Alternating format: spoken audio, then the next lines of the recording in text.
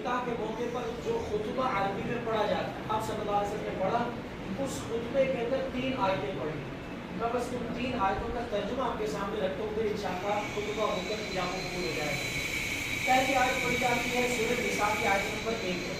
ان تینوں آیتوں میں اللہ جل جلالہ نے اصل میں میاں بیوی جن کا نکاح ہوا ہے ان کو بھی اور ان کے رشتہ داروں کو بھی کچھ باتیں بتائی ہیں. اگر ان چیزوں پر عمل کرو گے تو گھروں کی زندگی پرسکون ہو جائے گی.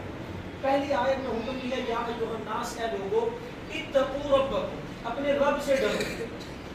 نکاح کا موقع خوشی کا موقع ہے لیکن اللہ ڈرا رہے ہیں. اور بلکہ یہ بھی کہنا تو غلط نہیں کہ تینوں آیتوں میں اللہ نے اپنے سے پہلے ڈرنے کا حکم دیا. پہلی آیت پڑھی جاتی اس میں بھی اتقوا ربکم، دوسری آیت پڑھی جاتی اس میں بھی فرمایا اتقوا اللہ حق تقاته، لوگو اللہ سے ڈرو.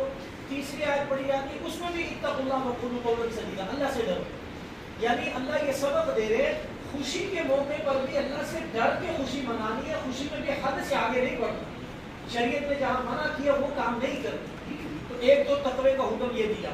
دوسری بات اللہ نے فرمائی الذی خلقکم من نفس واحدہ، جس اللہ نے تمہیں ایک آدم سے پیدا کیا اور پھر آدم کی بیوی کو یعنی حوا کو پیدا کیا. وبث منہما رجالا کثیرا ونساء، اس خوشی کے موقع پر انسان اپنے بڑوں کو یاد کرتا ہے، اپنے ابا اما کو. اللہ ان کی زندگی میں برکت عطا فرمائے. آج والد کا سایہ تو سر پہ نہیں ہے لیکن الحمدللہ ان کے چچا ان کے باپ کی جگہ کھڑے ہیں ان کے ساتھ. پوری پرورش کی ان کے ہر موقع پر ان کے ساتھ کھڑے ہوئے.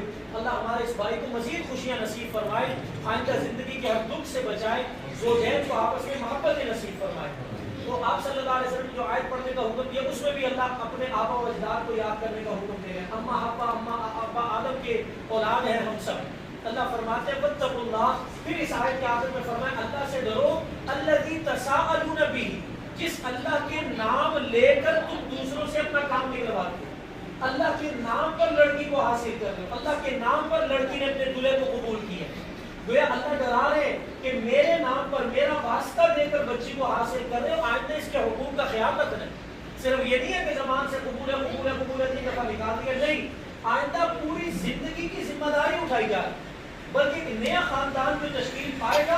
اب ان کی ہونے والی اولاد اللہ خیر کرے انشاءاللہ، اسی اولاد کے ان کے سارے رشتہ دار آپس میں کوئی ماموں بنے گا، کوئی خالہ بنے گی، کوئی پھپھو، کوئی تایا، کوئی چچا، کوئی نانا، وہ دادا دادی، نانا، سارے رشتوں کا وجود ہی نکاح کے رشتے سے. اس لیے اللہ نے فرمایا اللہ کی سے ڈرو جس اللہ کے نام پر لڑکی حاصل کر رہے ہو. والارحام، جس اللہ نے رشتہ داری بنائی ہے، رحم مادر کے رشتے اللہ نے بنائے ہیں، اس اللہ سے ڈر کے رشتوں کے حقوق کا خیال رکھنا ہے. ان اللہ کان علیکم رقیبا، اللہ بڑی باریک بینی سے تمہارے سارے اعمال کو دیکھ رہے ہیں. دوسری آیت پڑھنے کا حکم دیا یا ایھا الذین آمنوا اتقوا اللہ حق تقاته، اے ایمان والو اللہ سے ڈرو، ڈرنے کا حق ادا کرو. ولا تموتن الا وانتم مسلمون، مرتے دم تک کے لیے مسلمان ہو جاؤ. صرف مسلمانی مسجد میں نہیں، سارے معاملات میں، اپنے بزنس میں، اپنی شادی بیاہوں میں، اپنے غمی خوشی میں، اپنی ساری زندگی کے معاملات میں اللہ سے ڈر کے زندگی گزارو، مسلمان ہو کر زندگی گزارو. تیسری آیت پڑھنے کا حکم دیا یا ایھا الذین آمنوا اتقوا اللہ، اے ایمان والو، پھر فرمایا اللہ سے ڈرو. وقولوا قولا سدیدا، زبان سے سیدھی بات نکالو. اللہ نے یہ نہیں کہا سچی بات نکالو. یہ میں بات بڑی باریک عرض کر رہا ہوں اس لیے کہ بعض اوقات گھر میں سچی بات کہی جاتی ہے لیکن لڑائیاں ہو جاتی ہیں. غیبت سچی بات ہوتی ہے، کسی کو چڑھانے کے لیے کوئی سچی بات کی جاتی ہے، لڑائی ہو جاتی ہے. اللہ نکاح کے موقع پر کہتے ہیں صرف سچ کا خیال نہیں رکھنا، سچ تو بولنا ہی ہے لیکن کوئی ایسا جملہ بھی نہیں کہنا جس سے کسی کو تکلیف پہنچے. سیدھی بات کہتے ہیں جس ایسی زبان کی بات جس میں کسی قسم کو تکلیف پہنچانے والی کوئی بات ہو، زبان کا عیب نہ ہو. گویا نکاح کے موقع پر میاں بیوی کو یہ اللہ نصیحت کر رہے ہیں آئندہ اگر زبان کی حفاظت کرو گے تو گھر انشاءاللہ جنت کا نمونہ بن جائے. اندازہ لگائیں نا، جس گھر میں شوہر خیال رکھے میری زبان کے کسی بول سے بیوی کا دل نہ دکھے، بیوی خیال رکھے میری زبان کے بول سے شوہر کا دل نہ دکھے، کتنی خوبصورت زندگی ہو، کبھی لڑائی جھگڑا ہوگا ہی نہیں. اور آپ صلی اللہ علیہ وسلم نے جو میاں بیوی کو دعا دی اس کے اندر بھی یہ سبق دیا. بہرحال فرمایا کہ زبان کو صحیح بات نکالنا آئندہ یصلح لکم اعمالکم، زبان کی حفاظت کرنے سے فائدہ کیا ہوگا؟ اللہ تمہارے اعمال ٹھیک کر دے گا. یغفر لکم ذنوبکم، تمہارے گناہوں کو اللہ معاف کر دے گا. اور آخر میں فرمایا من یطع اللہ ورسولہ فقد فاز فوزا عظیما، کامیابی دنیا کا بڑا گھر، بڑا بنگلہ، بڑی گاڑی یہ چیزیں نہیں ہیں. فرمایا جو اللہ رسول کی بات مان کر چلے گا اسی نے اصل میں کامیابی حاصل کی. اصل کامیابی یہی ہے. گویا تینوں آیتوں کے آخر میں اللہ کہہ رہے ہیں اللہ رسول کی بات مان کر زندگی گزارو گے اللہ دلوں میں محبتیں پیدا کر دے. اس لیے ہمارے بزرگ نصیحت نکاح کے موقع پر نصیحت فرماتے تھے نیک رہو گے تو ایک رہو. یعنی دلوں میں محبت مال و دولت سے نہیں آتی، دل میں محبت اللہ پیدا کرتا. اللہ کہتے تم دنیا کے سارے خزانے خرچ کر دو، دل میں محبت نہیں آ سکتی. دل میں محبت اللہ ڈالتے کب؟ جب بندہ اللہ کو راضی رکھے. اور آخر میں وہ دعا سکھاؤں جو آپ صلی اللہ علیہ وسلم نے نئے جوڑے کو دی. کیا خوبصورت دعا دی.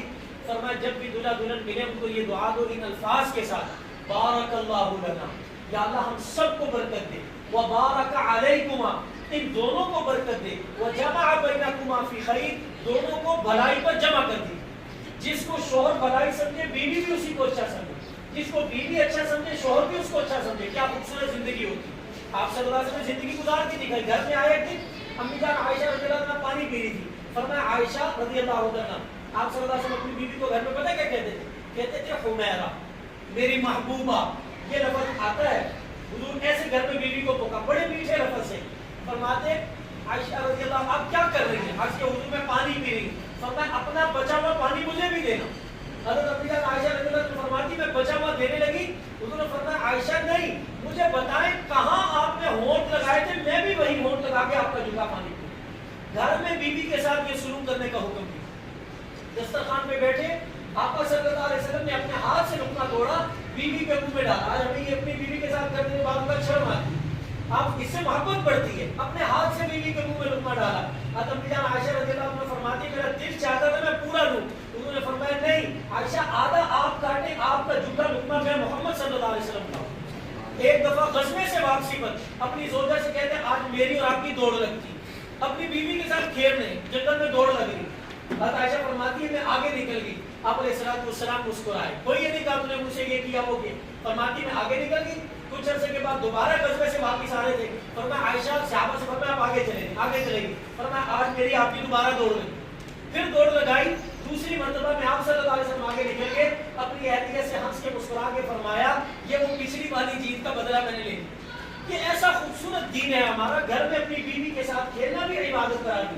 حدیث میں آتا آپ صلی اللہ علیہ وسلم نے فرمایا شوہر بیوی کو دیکھ کر مسکرائے بیوی شوہر کو دیکھ کر مسکرائے دونوں کو دیکھ کر عرش پر اللہ مسکراتے. اللہ اپنی بیوی کے منہ میں لقمہ ڈالنے پر صدقے کا ثواب دیتے. یہ حدیثیں آتی ہیں باقاعدہ. بہرحال اللہ کرے کہ ایسی خوشگوار زندگی اللہ ہمارے اس بھائی کو نصیب فرمائے. بہت اچھے اخلاق کے مالک ہیں. بڑے عرصے سے ہمارے ساتھ ان کا بھی ہے. اللہ ان کو مزید زندگی کی خوشیاں دکھائے بہاریں دکھائے.